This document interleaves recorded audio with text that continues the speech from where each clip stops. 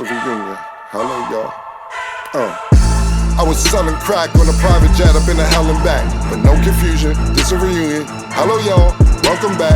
Get murder here. He counting money. He said, "Can man, the hell with rap. I'm only here to shit on niggas and piss on bitches. Welcome ass. I bought jewelry and bikes, nigga.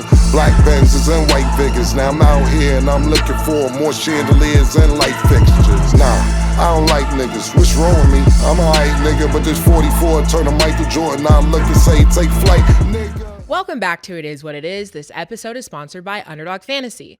The app is an easy way to make some cash just by making picks on your favorite players. Underdog is available in more than 30 states, including California, Texas, and New York, just to name a few. Make sure to support the show by hitting the link in the bio and downloading the Underdog Fantasy app.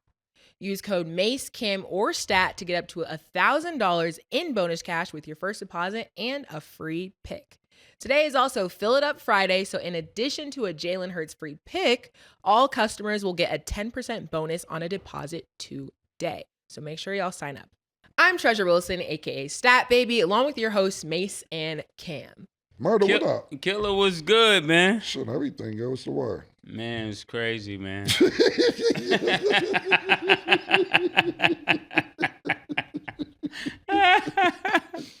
Yo, Mo, what's good, Mo? Yeah. What's going on, man? Shit, everything good, Mo. How you, man?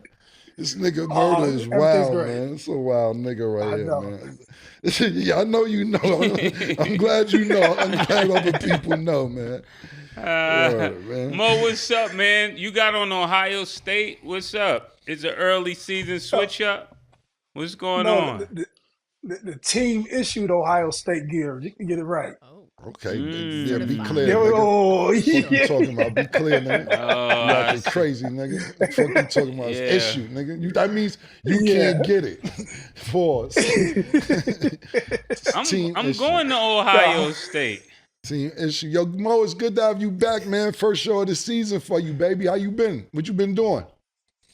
No, it's been a great summer, man. I told you everything's been great, man. Business great, family great. Good. Got the relationship back with Ohio State. Everything great in my life. Well, let me ask you And this. and I say, Michael Irvin has been a great addition too. He's hilarious. Yeah, man, part of the team. You know, he our family, he your family. Let me ask you this. Ohio State, do you think they got you back in the loop because they see you running around with these championships with Connecticut? They caught the vapors, or it's just a family thing? You could be honest with us. No, let me be totally honest. The whole world caught a new wave of just me being on the internet, be it from this show. That's the serious thing, and just me promoting, talking, and just being back like in the limelight, so to speak. The show kind of got me back in traffic, and then from there, people had seen me out in Connecticut and helping those guys out. And so Ryan Day had hit me up during the summer. He was like, "Yo, let's sit down for a couple conversations." And, I hadn't been back there, a lot of people don't know, in 21 years. And so literally it was this show that kind of got me back in traffic, got me back on the scene with everybody. And then we sat down for a few different sessions, just talked about, things I've done in Connecticut, places where I'm at in my life right now. And he said, "Man, I'd love to have you around the team." So I go down every week, so I'm in the locker room, on the field with the guys, and I get a chance to do the same thing with Ohio State that I do with Connecticut. Now that's really dope. And the thing about it is, since you won't say it, I'll say it. Y'all caught the vapors. It may not be because of Connecticut, but you see them on It Is What It Is every week. And niggas is like, oh, niggas, them niggas knew what Mo was about. We let them go. Fuck, Mo was down with us originally. Y'all caught the vapors. For those that don't know what the vapors is, do you know what the vapors is, Stat? No. Exactly. Oh, my Good. goodness. It's a song by Biz Markie. If y'all want to Google it, it's called The Vapors. Basically, niggas who shitted on you, and then when you popping again, they come back and be like, "Nah, it wasn't even like that." That's the vapors. Kind of like your school, Stat. When they threw you in the shit, they caught the vapors. Yeah. Felt that. So congratulations, though, and big shout out to Ohio State as well, man. I think it's a good fit, pause, because y'all niggas is all from the town. So, I mean, you're not from Columbus, but if you're from the state, it ain't far. It is what it is. Yeah. Congratulations. Yeah, but a huge thank you to y'all. And I don't say that in a commercial way, but a thank y'all to just different opportunities just came from being a part of the show, and so I thank y'all for that. No problem. We've been great, bro. Yeah. So love to hear good news from you, Maurice, and glad to have you back on the show. So let's start with this first game. The Chiefs beat the Ravens 27-20 in the NFL season opener. Obviously, a lot went down in this game, but how do you guys feel about the overall outcome, how it ended, and how the game went as a whole? Maurice first. For the first game of the season, it was exciting, but it was like two major takeaways for me. If I was a Ravens fan, I would like kind of cringe to myself and say, man, if we only had Lamar Jackson who could complete some open passes and have a better deep ball, like the Ravens would probably be like a championship contender. But then on the flip side of that, man, when I seen Kansas City from the entire game, they look fast, they look aggressive. They look like they didn't lose a step. It actually looked like they got better.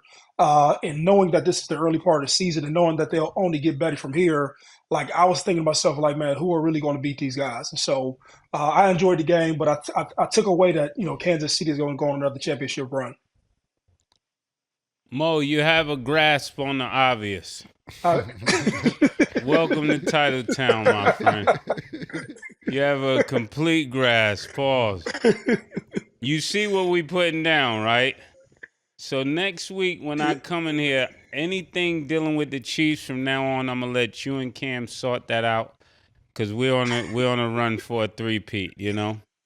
Stat, you coming with us? I see you try to wear the red shirt today. Are you ready to jump ship? Purely coincidental. I'm not ready to jump ship, but Okay. y'all got it. You sure? I'm positive. Okay, I'm gonna ask you one more time because Titletown about to pull off. I don't even usually wear y'all got it. Shout out to y'all. You wear red when the Heat is winning. Know that. Sometimes. But yeah, earlier in the season, no. But y'all got Titletown. That's not my team. Yeah, I said what I had to say. I'm 1-0 this year. Cam is 0-1, but use code CAM. Use code CAM for all your betting purposes. Really quick though, but when I say it's 1-0 for Miami, it's a problem. But all of a sudden, when the Chiefs do it, it's okay. But I'm just saying. The whole thing is I have no problem with that. Let's see where we was at with everything else we picked. But I don't mind. This was this was actually while I was running a little bit late. I had to see the end of this game. This was really a great first game, opening season. Patrick Mahomes picked up right where he left off. He looked really good. Like you said, Mo, Lamar Jackson just missed some really, really key open passes, especially towards the end, that last drive. But overall, he had an exceptional game. 273 yards passing, 122 yards running. That defensive line for Kansas City looked gassed. He had them jumping around. They couldn't catch him in that last drive. And if anybody's seen the game, this game came down to big toe on the line. And I was like, damn, I really thought they tied it up. And you know what I really like is that Harbaugh, when he thought he scored that touchdown with no time left, he said, let's go for two. So that means it would have been a 26-27 game. He didn't even want to go to overtime. He said, we going to win or we going to lose. It was just this much of a toe on the line, because when I'm watching it live, I'm like, oh, shit. Yo, these niggas really scored at the buzzer. And Harbaugh said, we going for two. I like that shit. I think Baltimore played a really great game. Kansas City, you can't take anything away from them. They're the defending champs. Baltimore just seems to be a touchdown away from tying or being better than them. The same exact amount of points they lost to last year in the AFC Championship. Their touchdown less than Kansas City as far as being as good as them. But as far as an opening game, I couldn't ask for anything more. It looked like we got an emerging star. It looks like Lamar Jackson has a target to go to this year. Likely. He likely looked fucking tremendous. I believe he had 111 yards. 9 receivers. He actually got hurt 2 plays before that last catch that he made, didn't count. But he got injured, and I thought his night was over with about 10, 15 seconds left. And he came in for the last play of the game, caught the ball, and if he wore size 9 instead of a size 10, that would have been a touchdown. That would have been a touchdown, man. So I don't think that Baltimore has anything to, lower their head about. Pause.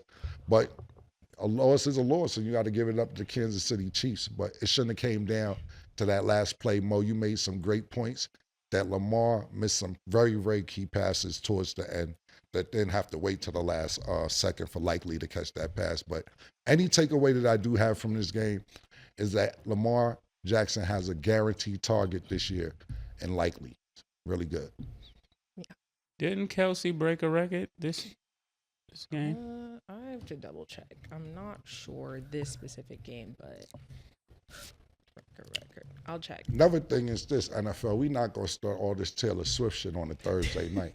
It was Thursday. Y'all showing on the golf cart coming in the game.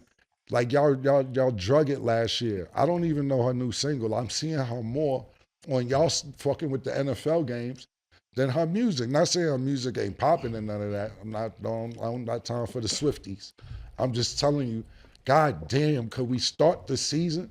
We ain't got to show the chick driving through in the golf cart, waving this, that, and the third, man. This is about Lamar Jackson. This is about Patrick Mahomes. This is about Kelsey. This is about Likely Derrick Henry, man. There's a lot of other variables that go into the NFL season. We don't have to kick this season off with Taylor Swift.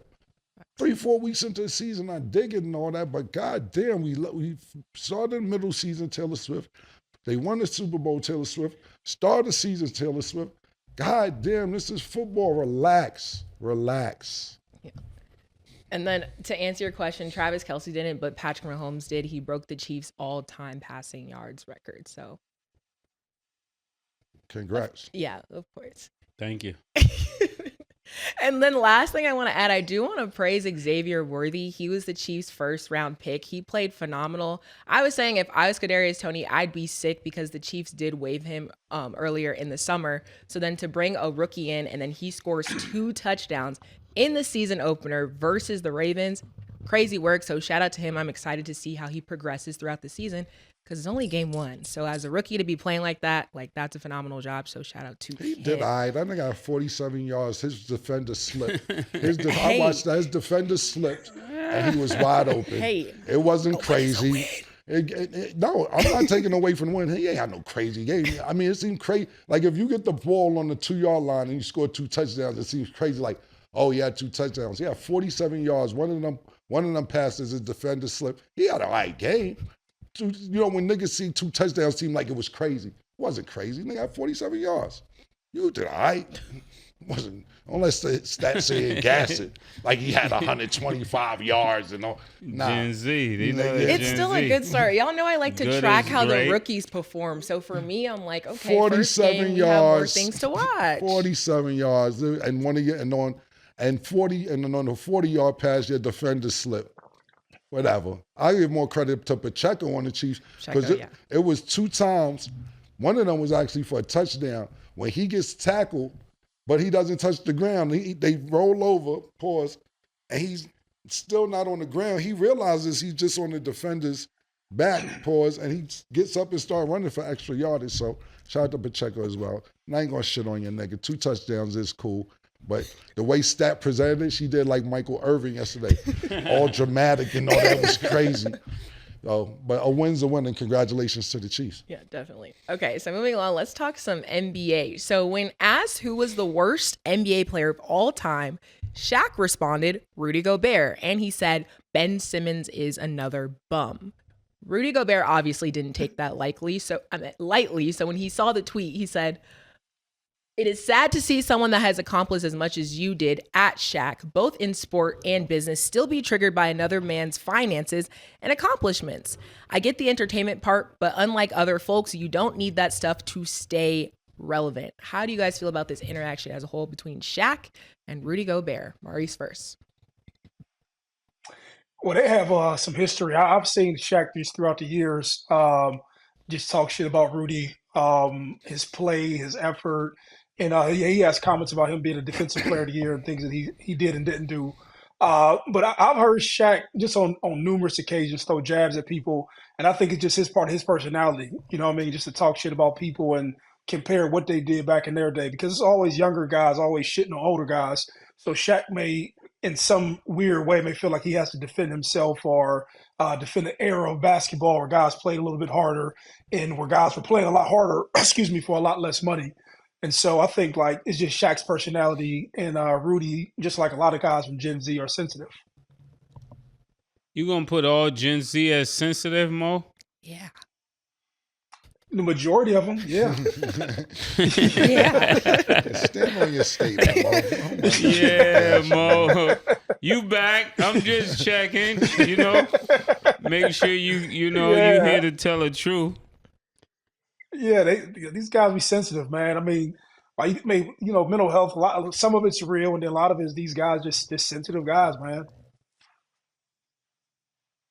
Oh, sorry, murder. Look, Shaq does this with every big man. Pause. Like it isn't nothing new. It isn't just Rudy Gobert. He disses Dwight Howard. He disses a lot of big men. Pause, because you got to realize. Let's just sit down for those that don't know history. You got Wilt Chamberlain who scored 100 points. I wasn't alive to see it. I wasn't alive to see Bill Russell, but the stories that you hear about Bill Russell were amazing. You got Patrick Ewing, then won the championship, a super duper great center. Kareem Abdul-Jabbar, 5 championships if I'm not mistaken. If not 6, maybe 5 or 6, I'm not sure. Akeem Olajuwon, somebody who beat Shaq in the championship. Who else am I forgetting that's just outstanding? Even the guys who wasn't super duper stars, you can't forget Rick Smits, rough and rugged centers. Damn, what's my nigga name from Utah? Who was the center? When Karl Malone was playing, he was good too. During Shaq's era and before Shaq eras, centers was rough and rugged and tough. And I'm not saying they aren't now, but it's changed to where it's not surprising to see your center shoot 3 threes a game.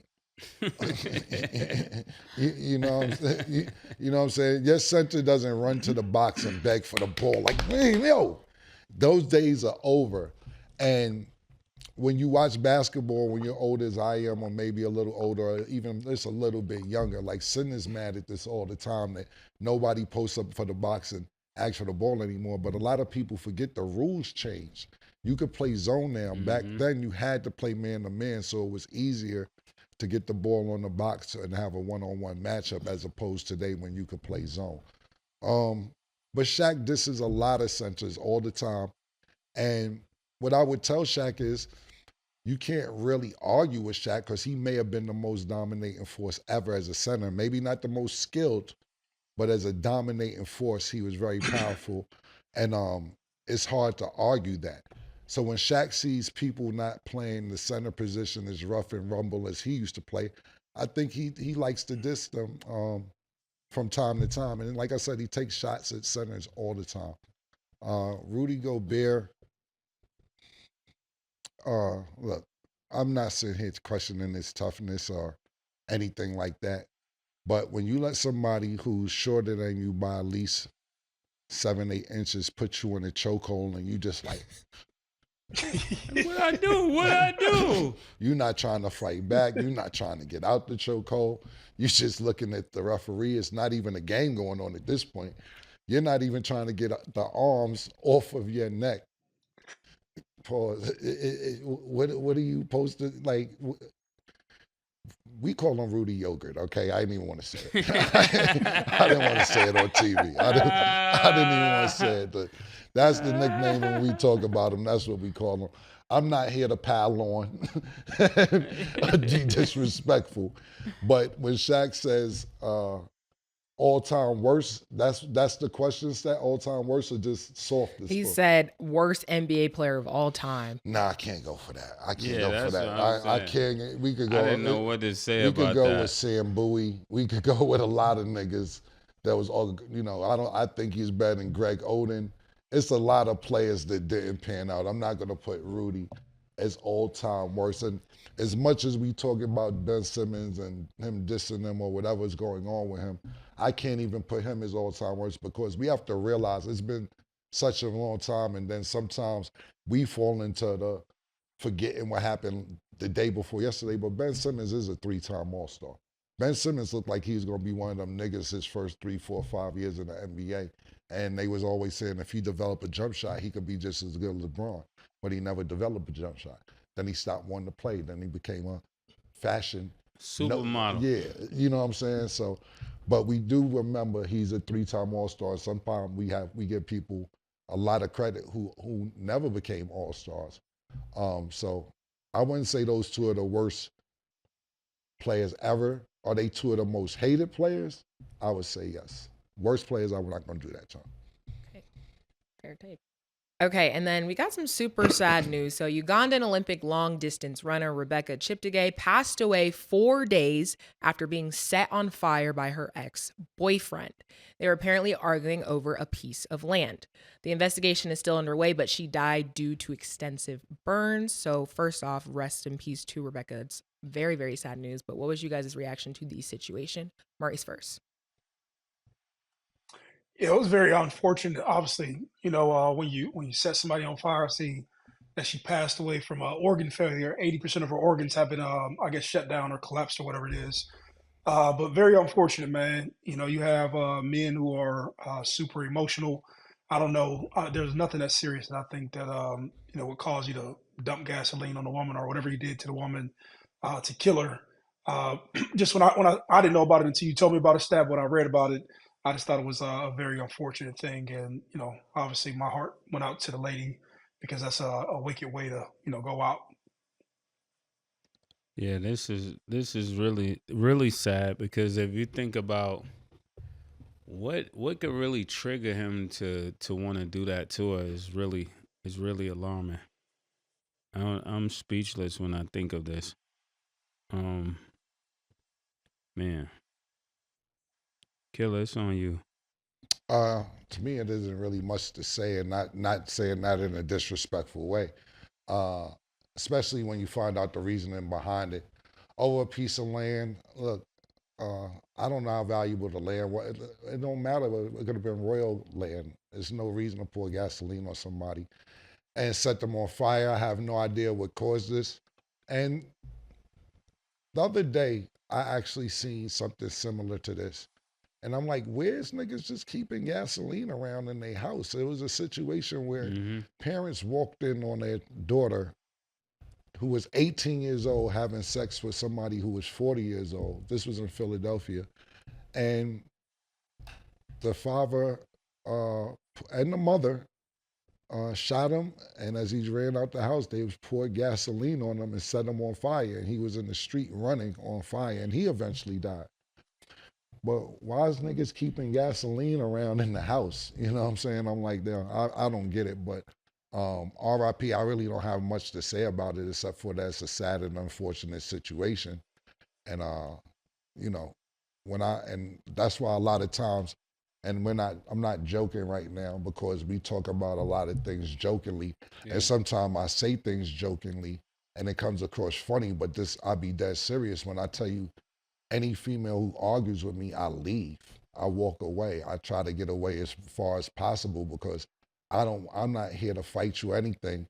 And if anything goes left, it seems like I did something, even if it's to the point where I'm just trying to get away. And you're like, oh, you fell. No, I'm not going to even let it get to that point. I walk away. A lot of times we talked about situations and we'll be in a joking manner up here and with Mason Stat, and I'll be like, nah, I'll leave. And, it's in a joking form, but I'm really serious. Fellas, walk away if it gets to that point. Ladies, too. Sometimes guys are a little aggressive, and sometimes guys won't let a lady leave. Fellas, if you can, or ladies, walk away. That's the best bet and figure it out later because sometimes tempers flare high and you'll be sorry later. Good point. Okay, so looking at what we've seen from the past couple of college football games, right now, who do you guys believe are the best teams in college football? Maurice first. I'm about to say. I was just about to say. Yeah. Better. Yeah. Come on, Stat. Yeah, come on. Yeah, no, it's only Ohio State 1, 2, 3, 4, 5, 6, 7, 8, 9, 10, all of them. I can't even on a serious note, one, I'm choosing Ohio State. But if you look at Georgia is looking good again. Kirby Smart, he reloaded down there down in Georgia in Athens. And then, believe it or not, man, Texas actually looks good too with Quinn Ewers and Steve Sarkisian with those guys have built down in Austin. I think Texas is back on the map. And I haven't had a chance to see everybody else. Obviously, Alabama's going to be Alabama. Ole Miss is going to be Ole Miss. But I'm going with Ohio State and Georgia as the two best teams in football right now. Well, you did come halfway home, Mo. You try to throw the dogs in there, so I'm happy about that. Well, when it come to me, Ohio State is right there. They're right there. Makes a great number 2, 1-2 punch, depending on who win these first couple of weeks. But the dogs, man, we gotta go with Georgia. The dogs, man, the Bulldogs. Only big dogs, Canos. What is it called? Cane Corso? What is? Give me the Corso. Name. Yeah, Cane Corso. No Rock Cane Wallers, Corso. man. Big dogs. Did you see Stat shirt red? Big Here dogs. I am an example. Go ahead, Stat. Growl. Go ahead, Stat. Go viral, Stat. Oh, I'm not no Georgia For the fan. dogs. I'm not no Georgia fan. Okay, let Stat- one of them Stat young got something to say niggas now. DM Stat. Let one of them young niggas Hey. DM Stat. She gonna be in there going. No. no, hey, Stat got something to say this year. Yeah, the best team in college football right now. Oh, it's that. Don't Yeah. do Right that, now? Stat. You on camera. Don't do what? Hey. You Right on now? camera, Stat. Okay. I'm gonna tell you like That's Killa it. used to tell me. You know That's they it. can see you, right? I know. I want to be seen because y'all already know. You already know what it is. The you. Hey, look, Cam Ward got Miami gas right now, and she got Michael Irvin with her, so she gonna be, she gassed up right now. I'll let you go first and then I'll explain. You don't have to explain nothing to me. Y'all want to know, and y'all talking about we've been playing good. Mo, you're absolutely right. The best team in college football is Ohio State. They have Georgia ranked ahead of us. But to be totally honest with you, this is a get-back year for Ohio State. Michigan winning the championship last year. Not only Michigan winning the championship, Ohio State losing to Michigan, and then them going on to winning the championship. This is no more, what's the word I'm looking for? Embarrassment for Ohio State than that. Not only that, Ryan Day, you're on the clock. He knows that. He knows this could potentially be his last year if he doesn't get the job done. Not only that, you're getting $10 million a year. You lose to Michigan. They go on to win the championship, and this is a problem. Everybody in Ohio State knows this is a problem, and I don't think that they'll let anything slide this year with anybody, including Georgia. So the best team to me right now, rank-wise, is Georgia, but mentally in their brain, and I think that they'll win it all, is Ohio State. Killa, so you coming to the Ohio State game? I don't need your permission to go anything in Ohio, Mase. Thank you, though. I appreciate it. Thank you. Thank you. If I want to go to anything in Florida, I'll give you a call. Thank you. Appreciate it. So it's funny, Mo. You know what's crazy about it? I didn't even want to say nothing. He's wearing orange and blue yesterday, talking about the Gators and how they in the mud and everything. Now it's back to Georgia again today. Day by day with this guy right here, man. Day by day with this guy, man. Amazing. Yeah. Oh, I was about to ask you, have any of y'all watched that Connor Stallions documentary on Netflix? No, I haven't. Is it good? It's a good watch. It's the dude who was basically doing all that cheating for Michigan. Once you see that documentary, man, you'll look at the success a little bit different. I'm not saying it as a biased Ohio State fan, but essentially, how about this? I want you to watch it without my opinion, and then next week, we'll come on the show and talk about it. But so in other basically, words, we really beat them niggas. They was cheating. Yeah, Yeah, I'm that's talking right. about. No, So yeah. they was under Harbaugh. They were shitty teams up until 21 and 22, and then he started giving them all team signals and playbooks, and basically he just took all the honor out of basically scouting other teams. And so just imagine you lining up and then niggas know your plays. So essentially he's out there, and it just wasn't with Ohio State. It was everybody who they played, so they had this competitive advantage. And it's just I remember when I was in the joint. And you would have dudes who would write books and they would call them novels, but they would basically be their crimes because they wanted you to know that they put in work or they killed somebody, but they would try to write it in like some right. I'm telling you, I'd be like, man, nigga, you did this shit. You know what I'm saying? And so, yeah, I mean, listen to me. I had dudes who act like that, but on his documentary, he's acting like that where he wants people to know, or he's getting a kick out of everybody finding out that he's become somebody from cheating for Michigan. And when you watch it, you're gonna be like, yo, like this isn't even honorable. Like y'all didn't beat people the right way. So whatever it's worth. That's kind of crazy, Mo. Your first pause of the year. He didn't beat people the right way as well. Okay, welcome back. Yeah, for real, Mo. That was wild. What a conspiracy, Mo.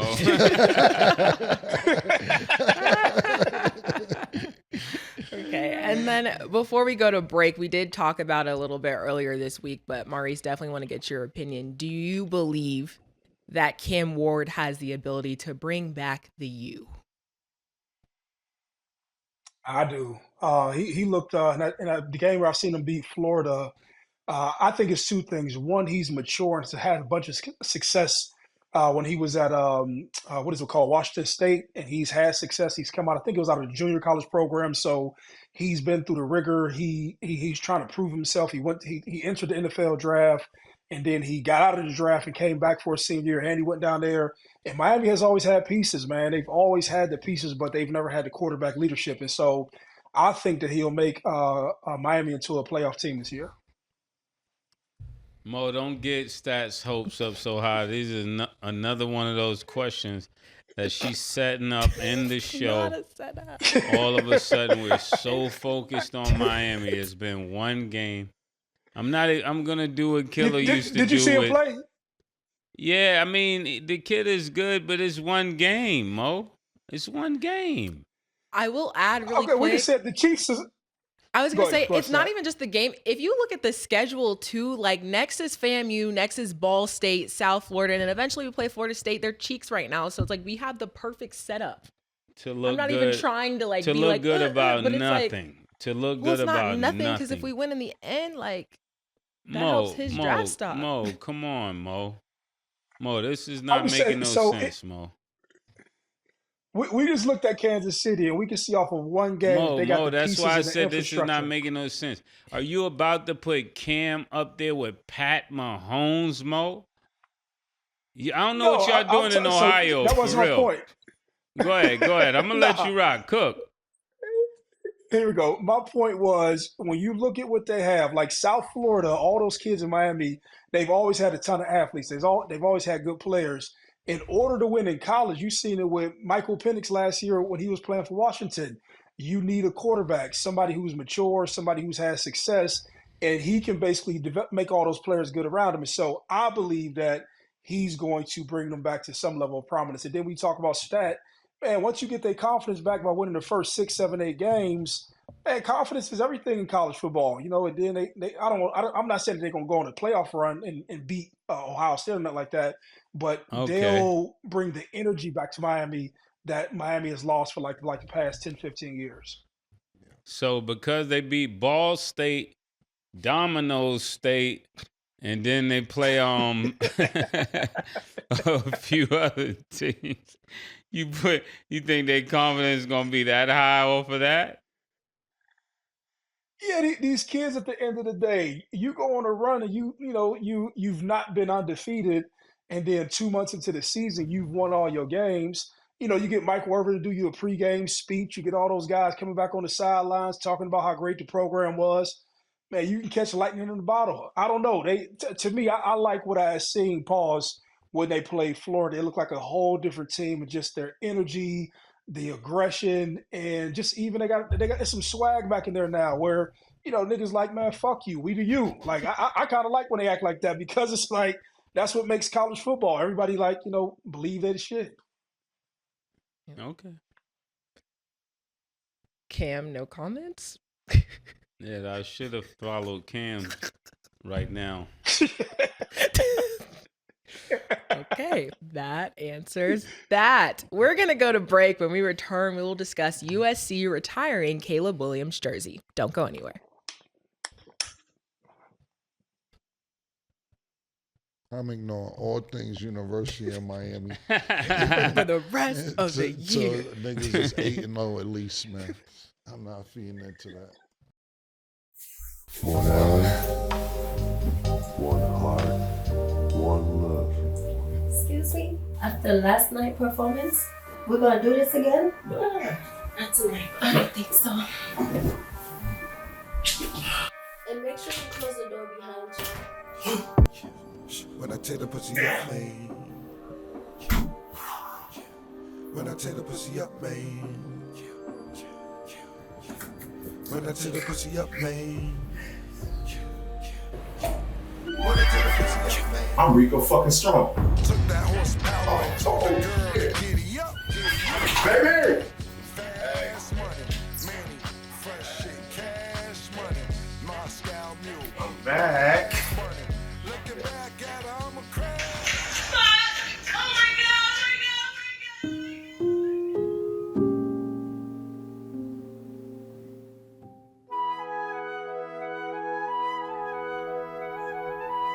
Hell no. Muchacho, levántate. Toma eso, bébetelo. Right now? Well, cuña. Okay. Well, Now, right now.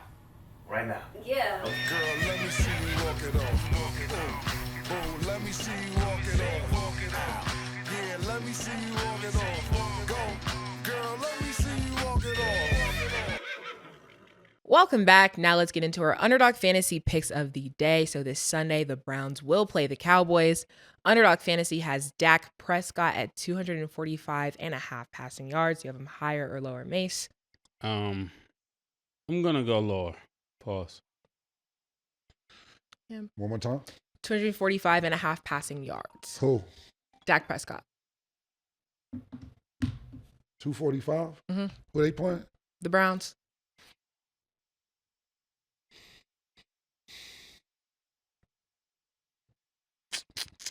I'm gonna go low. Okay, CD Lamb is at 10.5 targets. Do you have him higher or lower, Cam? Me definitely going high on the targets. Both of them, they got his chicken.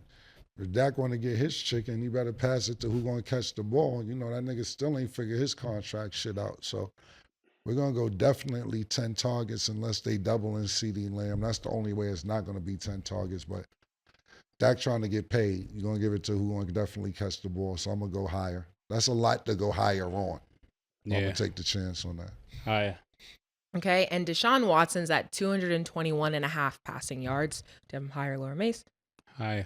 Yeah, if you want to make a statement, Deshaun Watson, and have people feel like you deserve the money that you signed for, this is a good game to make a statement. It's on Monday, right? Sunday. Oh, pardon me. Last game, late night or the afternoon? I think it's afternoon for us. They ain't even put the Dallas Cowboys on primetime like that no more. Y'all ain't even with that. Listen, we're going to stay with Ohio and Deshaun Watson. This is your chance because last year they sat there and said you got hurt. You didn't do your thing like that last year, and you let Flacco come in and make a name for himself on a team that's paying you $250 million. The year before that, they let you get a pass because they said you missed a few games because of the handies. This is the season to prove what you need to do. I'm going to go higher. Okay. Make sure to use code MaceCameraStat. You can get a first deposit match up to $1,000. And remember, there's a Jalen Hurts free pick for everyone. So if you're a new customer, now's the time to sign up and get that easy first cash entry. And if you're a longtime Underdog fan, this is their way of saying thank you for being a part of the team. So download the Underdog Fantasy app and you can make your picks too. We are joined back with our analyst, Maurice Clarett. Okay, so last week USC beat LSU 27-20, but regarding USC, they decided to retire Caleb Williams' number 12 jersey. They're also retiring Reggie Bush's number 5 jersey. So both players received Heismans during their college career, as we know, but does this decision make sense to you guys? Maurice first. It may be a tradition for people who win the Heisman to get their jerseys retired, but I didn't realize they were doing Reggie Bush's jersey. I'm actually more excited about USC honoring and showing homage or paying respect and showing homage to Reggie Bush than Caleb Williams. I think I don't know to say it feels like it's too soon, for him to get his jersey retired. Most of the time, the people want to get their jersey retired, there's like some time that passes, and I don't know. It just feels like it's too soon for him. But I'm more excited that just even you hearing that Reggie Bush is getting his jersey retired. You know, we came up together. Yeah, I feel the same that you feel about this, Mo. But I think they should have waited to give Caleb's his on another day. I don't think they should retire his jersey on the day of Reggie Bush. It kind of overshadows Reggie Bush because people are gonna remember most times the most recent one. So I think that's an issue in itself. I agree with both of y'all. Listen, man, check this shit the fuck out. Caleb Williams didn't even play an NFL game, and I'm not saying he ain't have a college career that wasn't semi-historic, but at the end of the day, god damn, he been out of college 3 months. Y'all niggas is retiring a nigga jersey after 3 months. Reggie Bush been out the fucking college for 20 years. What the fuck are we doing, USC? Y'all niggas is retiring Reggie Bush shit 20 years later as opposed to a nigga who just got out of college 3 months ago. Y'all whack for that. That's super duper whack. Secondly, now y'all niggas is wanting to retire Reggie Bush jersey because niggas came to his rescue after they was wanting to take his Heisman away, and then they gave it back to him after, I don't know if it was Manziel. Who the fuck had his back, Mo? It was Manziel and them? Johnny Manziel. Yeah. Shout out to Johnny Manziel. So after Manziel and the rest of the Heisman Trophy winners was like, yo, we ain't showing up unless y'all niggas give Reggie Bush his Heisman back. Yep. Niggas gave Reggie Bush his Heisman back. The USC must have been like, okay, fuck it. We might as well retire his jersey at the same time. Look, what we got to stop doing is this, man. If it wasn't domestic violence, murder, something egregious, we got to stop holding niggas' football and basketball records against them when it comes to situations like this. You got Terrell Owens just getting retired 2-3 years ago when he should have, his Hall of Fame, entering the Hall of Fame 2-3 years ago when you know damn well he should have been in the Hall of Fame. He's top 3 in every single category when it comes to receiving. But because what? The coaches didn't like him. He cried on the sidelines once in a while. He was arrogant. Whatever the case may be, he ain't committing no crimes. He ain't do nothing crazy. What are you holding that man from being in the Hall of Fame for? Because he was doing shit off the field. On the field, he performed. Same thing Reggie Bush. He took some money from niggas because he needed it, I guess. Now it's legal to take money, and when it comes to shit like that, I just be saying niggas had the vision. You sit there and you got, shout out to my nigga Rollo. You lock him up for all this weed and now weed legal. Your government, everybody selling it. How come they can't be visionaries? Maybe they see some shit that you ain't see. And now everybody's selling weed. I don't like this shit because niggas be needing money in college. I went to college and I went away to college, and you know how much it hurts to go to that mailbox and your family lying to you saying they sent you money, and you know and they know they didn't send it. And they be like, well, maybe it got lost. I sent you a cashier's check. You dead pop. I'm in school in Texas. I'm in the mailbox every day, knowing that they lying to me. The money ain't coming. Everybody else getting sneakers and eating food when they want to eat food. I got to wait for the cafeteria to open to get something to eat. It's frustrating. It ain't like these niggas was doing anything bad to where, same thing Fab Five in Michigan.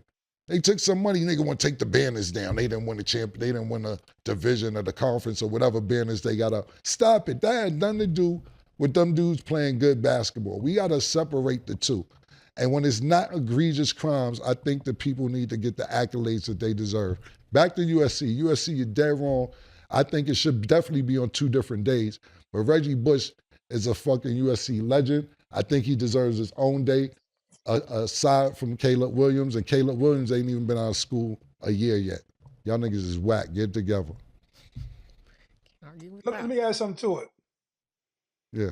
No, I want to add just the power of media. So you know Reggie Bush does that show with Fox, and I remember he just started to bring up the issue about the Heisman, and he was able to articulate what was actually going on with the NCAA, and he was able to like actually speak for himself, and just the power of social media, independent media, and just so many platforms that weren't available 10, 15, 20 years ago. And then when Johnny Manziel went on Club Shay Shay, like all those things put the pressure on USC to do what they're doing now. And just even like I told you at the beginning of the show, me being on this show, me being visible, me being able to talk, and it just goes to show the power of independent media. Like this thing is only going to get better for people, and like independent media essentially helped to rectify both of these situations. Dope. Okay. So let's discuss Colorado, their first game. They beat North Dakota State 31-26. Just in general, what are you guys' expectations, for them this season? Maurice first. I think they're building the same thing. They have some of the same issues from last year. One good team. They look better than last year, but you still need those guys up front on both sides if you want to be a competitive team and be able to get to a playoff run. So I'm happy that they got Warren Sapp into the fold. I think he'll attract some younger players. I'm not sure if everybody knows, but next year you'll have the opportunity where you have each college team has the opportunity to do revenue sharing. So you'll be able to give more guys more money from TV contracts and any money sort of revenue that comes to the university. So you'll be able to get and recruit guys just like your Power 5 schools. But I think they'll be better, but they still struggle on the offensive defensive line from what I've seen, even when they played the team and beat them. Yeah, I wanna say something to Coach Prime through this camera. I truly believe after watching Colorado that they have what it takes to win now. And I know people say, Mase, you're bugging, but sometimes you have the right players that you just have to motivate. And I think Dion is like the king of motivation when it comes to players and getting the best out of his team and things of that nature. If I wouldn't set this year off to think that we're just one more year away. Sometime this could be the team that break out and get you close there. May not win it all, but I think they can go on a run because they have enough swag on that team, talent, and enough people that could find between Travis and Shedeur, they can will their way to 2 games back to back that could take them really, really far. So I would really focus on this year as something they can really get close to where they need to go. Look, Colorado looked like on offense they could score on anybody. Shedeur too looked crazy. Travis Hunter's looking like a Heisman candidate that first week since we doing first week stats. Yeah. He looked incredible on offense and defense. There was a couple defensive plays. They didn't even call the holding. They was actually holding him a few times when North Dakota scored. What I'll say is this. Offense is tremendous. Defense, it looked just like last year. It doesn't look good. And I know they have a new defensive coordinator, Robert Livingston. But Coach Prime, no, I'm down with the team. You know, I will be out there in Colorado. I'll be in the locker room. I'll be there supporting. But Mr. Livingston, you look in the first game, I will have to give you a D. Pause. And I'm talking about, I know it's super important. That's pretty bad. You know what's that? You're all the way involved. Licking your tongue to the ground like this is out of control. You're in the game officially from now on. That's actually crazy. That's crazy. Yeah. I don't know when I say you get a D that made you want to do that. Pause.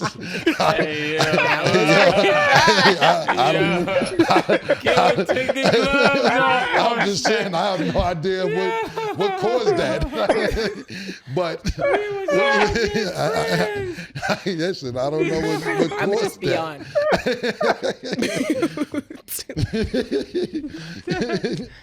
I don't know, John. You get an F, all right? We'll take it to F. But you look like they picked up from last year as far as defense is concerned, and Colorado's going to put points on the board, but you got to be able to stop a nosebleed too. Come on now. It looked terrible. I seen Warren Sapp down there being able to do what he could do as far as the defensive line's concerned.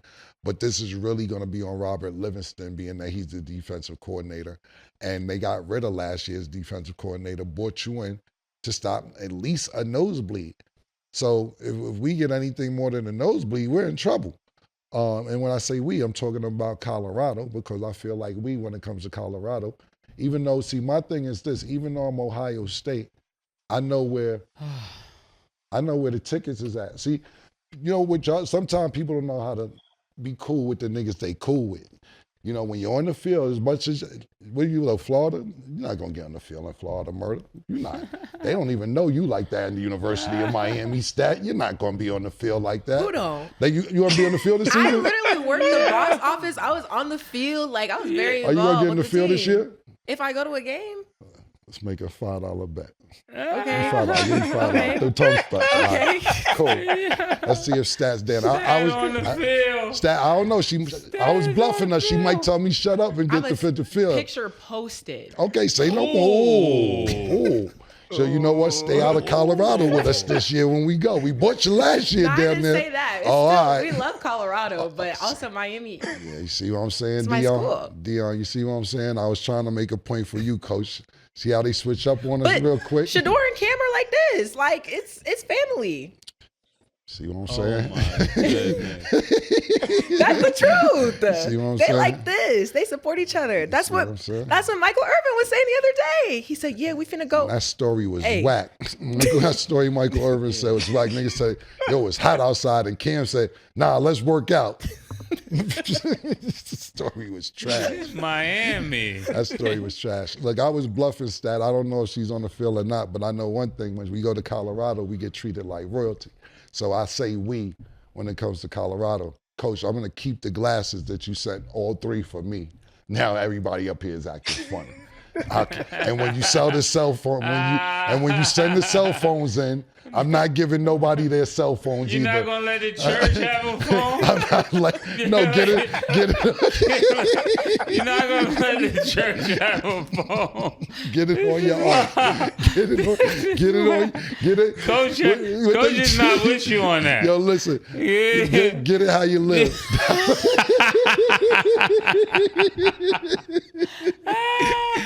So since everybody up here acting unfamiliar, Coach, all 3 cell phones and all 3 glasses will be in my possession. Now, but on a serious note, I just want to see their defense get better. And right now, looking at the defense in their first game, it looked terrible. It looked like a pickup from last year's defense in 2023, 2024 season. And I hope it gets better. But offensively, they're going to score when they want to score. Look really good. And then in reference to Shador and Travis, do you guys feel like you should have to win a championship or the conference to win a Heisman? Maurice, I'm going to let you go first. Oh, I don't think so. I think just the Heisman in general should go to the most dynamic and impactful player. But with both of them being on the same team and people, some may love Shador, some may love Travis, I wonder if they'll like cannibalize votes from each other just when it comes to Heisman voting. But it shouldn't matter if you win a championship, if you win a conference. If you're an impactful player and you're a difference maker on the field, you should get the chance to win the Heisman. Yeah, I agree with you. When especially looking at this team, both of them are really good candidates. But like you said, when it comes down to the conferences, those coaches are only going to be able to pick one player, so they're actually working against each other for that Heisman. I'll be honest, I don't know. When I say I don't know, I just know, and I haven't studied Heisman before this segment. I should have probably did some more homework on it. But what's the record of Heisman winners? When I say that, are they 12-4 or are they 11-5? Has anybody with a losing record had a Heisman winning? Has anybody with a losing record won a Heisman trophy? Not saying that Dion and them is going to have a losing record, but when it comes to basketball, your team has to at least make the playoffs. You can't have a loser. In the times I've been watching basketball, and I like to compare a lot of things to basketball because I think I'm way more knowledgeable on basketball than I am in football. Not saying I'm not knowledgeable in football, but I like to do a lot of comparisons. And I don't know anybody with a losing record who ever got an MVP.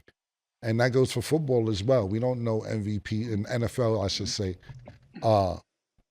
MVPs whose record is, let's say 8-7 or 9-6. I know they put more games into the season the last couple years, but your team has to be at least over 500 and be going into the playoffs a lot of times to win an MVP in basketball or football professionally. I don't have the knowledge to know any better as far as college is concerned.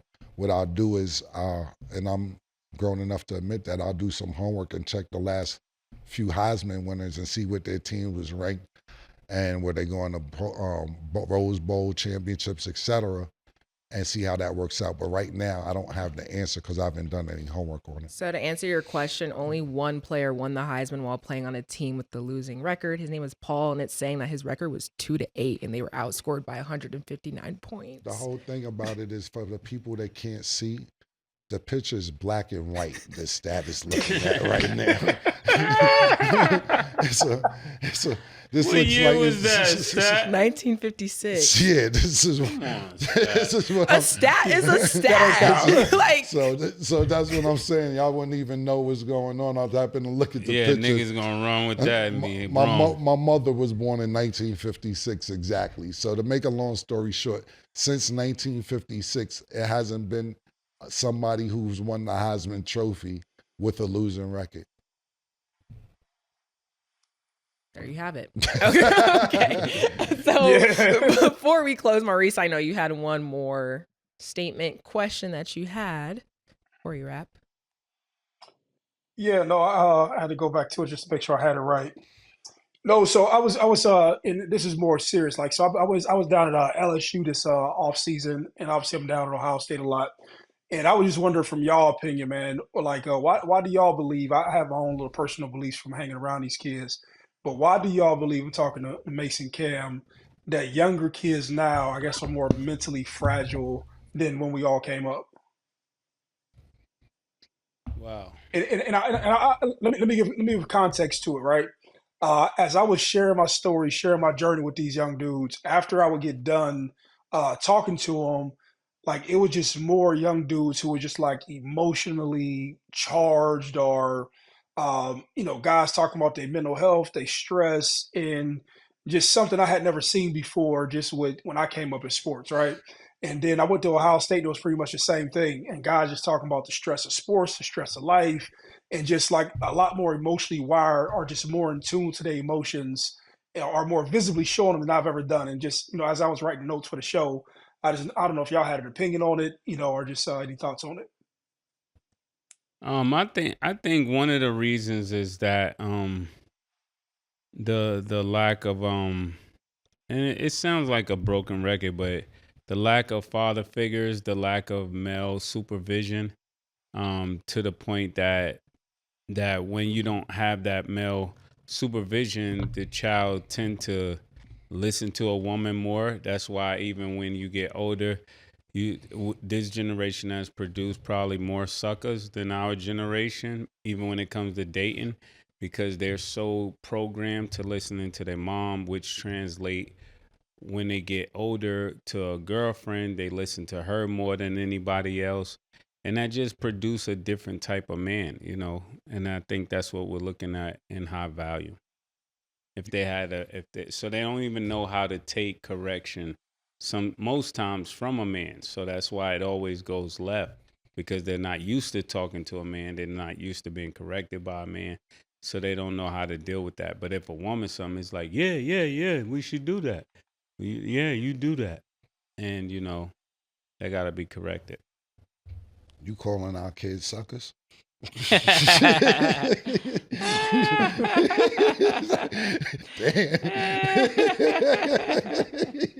You say me and you produced the sucker generation? You sure you don't want to edit that? No, I'm not saying we did. All right. I'm not saying our generation did. I'm saying any generation that's highly trained with just one parental guidance lacks a lot of other male qualities that they need. And that's what we're looking at in High Value, So this is why guys, when something goes wrong, they don't know how to talk to each other. It always goes straight to the gun, because they're not used to conflict resolution, or you can have your opinion is different than mine, and we could still be in the same room. But, sometime when they watch their moms not agree with something, walk out, leave, not be there, they tend to have those same traits instead of having a manly trait. For me, Mo, it's two things. It's, first of all, I'm gonna say it's product of your environment. Yeah. Everybody that I'm cool with, everybody, and we don't fuck with you. And I'm talking about all my friends. We don't fuck with you if you don't take care of your kids. So whether you live in the same house with your son or daughter's mother, all my friends take care of their kids. We don't even let that slide, and none of my friends, because a lot of us, including myself, grew up without a father. And to me, sometimes because of, and trying to think how to put this, because my kids or my friends' kids' back isn't against the wall, like my back isn't against the wall, they tend to be a little more, it'll work itself out to, as opposed optimistic. As opposed to, nigga, there ain't no other way out this shit, man. You know what I'm saying? So I think that sometimes they're like, if this don't work out, I'm still good, because they have I'm trying to say this the most politest way I can say it. They got an outlet like, yo, my mom got it or my dad may got it. You know what I'm saying? So if I want to quit, I'll quit. You know what I'm saying? And more opportunities. Way more opportunities, as opposed to somebody who may be the same age. Like Mase just said, that they want to go to the guns and do this, that, and the third, because they're not growing up in a stable environment. Yeah. So I would first say that's first and foremost for me, is being a product of your environment. If you growing up in crazy shit and your mother's telling you, yo, we need food tonight, but I ain't got no money, or your brother's a killer, or your cousin's a killer, and there's no other options, then that's what you may turn into. Not saying that you have to, but if you don't have a lot of options, like May said, that's what you're into, as opposed to when your parents have money and you may not be going as hard as you want to go hard because you have more options and you know everything's not going to be on bad. Mm-hmm. But my second opinion on this situation is, Mo, is that it's the vaccines. The shit they shooting niggas up when they born, man. It's fucking these niggas up, making them soft. Pause. Making them soft, making them think different, making them weird. Like, I'm telling you right straight up like this, it's the vaccines. Because all jokes aside, there's more form of autism now, people on the spectrum, et cetera, et cetera. I'm telling you like this, if you never had the chicken pox, you ain't no real nigga. Cause they shot you with the shit for you never to get chicken pox. Chicken pox ain't even been out in like 20 years or something like that. You know what I'm saying? For somebody who under, serious, exactly somebody under 20 would be like, the chicken pox, they'll look at you like, it's from 1921 or something. Shit was floating around. Yeah. Chicken pox was like some regular shit. If you wasn't around somebody who had chicken pox or you ain't have chicken pox, then you got shot with the vaccine not to get chicken pox, and you may be a weirdo and you don't know you're a weirdo. Yeah, this is crazy. I don't care, murder. No, I'm in agreement with you. I'm in agreement. At first I was laughing until you brought up autism. Then I was like, oh, he understands. Because, and all jokes, it sounds funny, but it's more people on the spectrum after they getting certain vaccines, so you don't get the measles or the chicken pox or whatever, but then that equals out more people on the spectrum. So would you rather have chicken pox for 2 weeks and be regular, or take the vaccine and be on the spectrum? Look at Stat. Stat took the shot. That's why she's looking at you. She don't even know what chicken pox is. Probably we just think different. But let me finish before you tell us your differences. I really believe in listening to you, Cam, that us as men, we probably have to do more now based upon what I just heard, because if there's no father figures in the household, and like you said, there's guys being there for their children, but everybody that helped us growing up, they was like men, you know. Yeah, absolutely. It was coaches, it was all type of people that helped us out. Yes. And I think is our generation time to make time to help those generations. But at the same time, Murder, not to cut you off and not disagreeing with you, people who helped us out is because we was helping them out. We was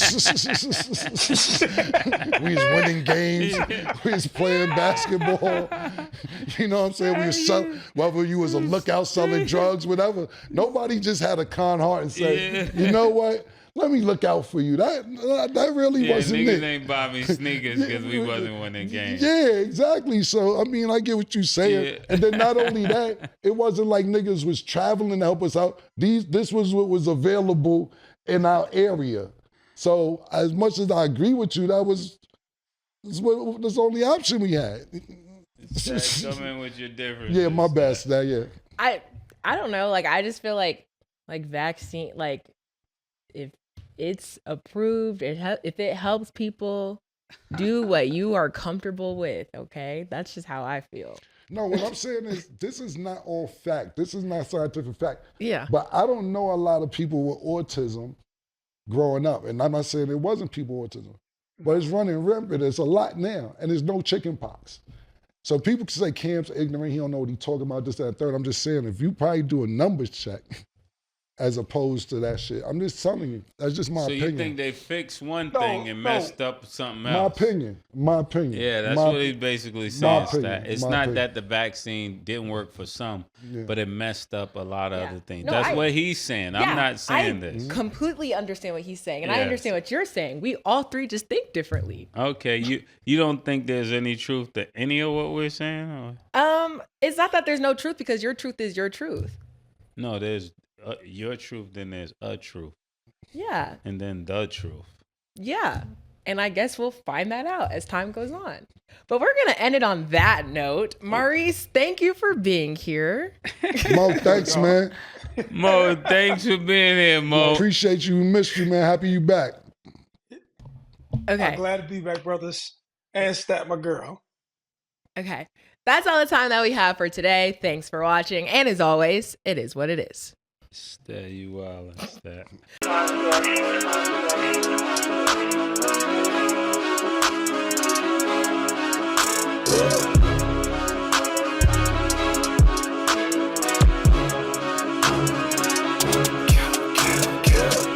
What you want, nigga? Everything, nigga, super size. Two big necks, like when they doing them 2 for $5.